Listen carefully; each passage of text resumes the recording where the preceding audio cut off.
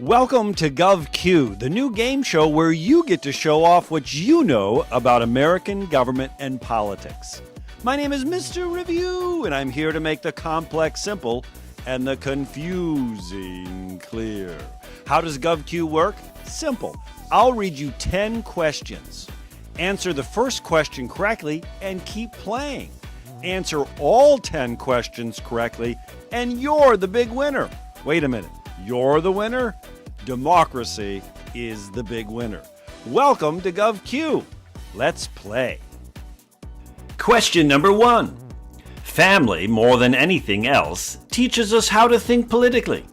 This process is called political socialization, political dogmatism, political focalization. The process by which we learn how to think politically is called political socialization. Good job.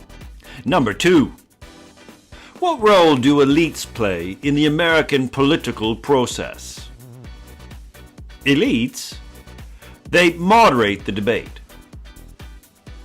A declining role. A disproportionate role. Although Madison argued vigorously for a pluralistic society where many groups compete, the American political process, elites play a disproportionate role. Question number 3. If political efficacy is in decline, more and more American citizens have greater trust in their government, have greater interest in following the news, feel their votes do not make a difference.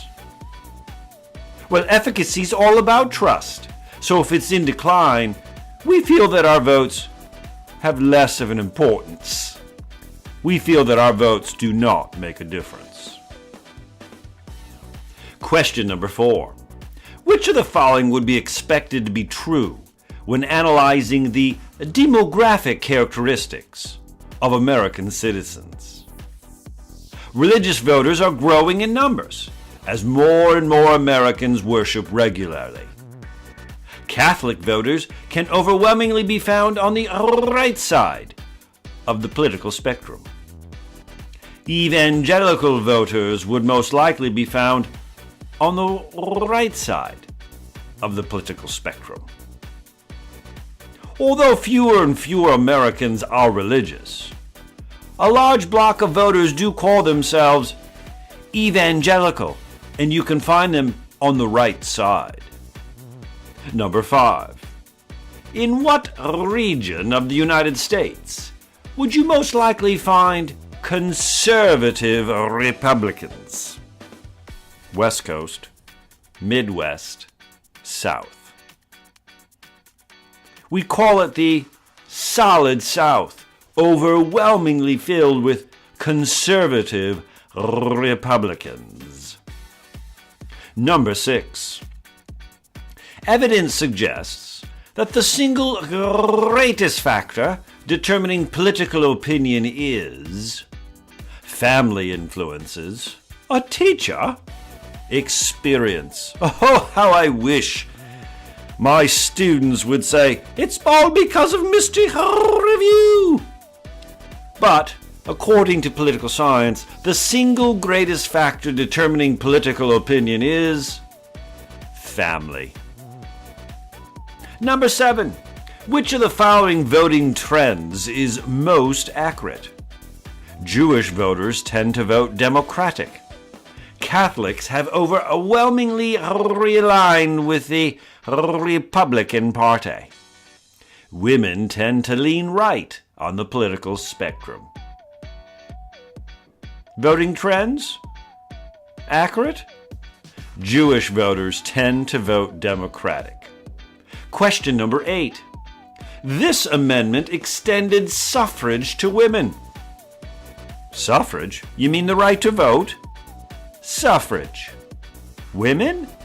9th Amendment, 10th Amendment, 19th Amendment. The amendment that extended the right to vote for women, suffrage, was the 19th Amendment, 1919. How can we remember that? Question number 9. Which of the following would be an example of a cross-cutting cleavage in American politics? A Seattle female with a master's degree is an evangelical. Senator Kirk and President Bush share harsh words on CNN's Crossfire. A Southern farmer is unable to get a job in St. Louis. Remember, a cross-cutting cleavage is when two demographic characteristics seemingly work in conflict with each other. One pushes them left, another pushes them right.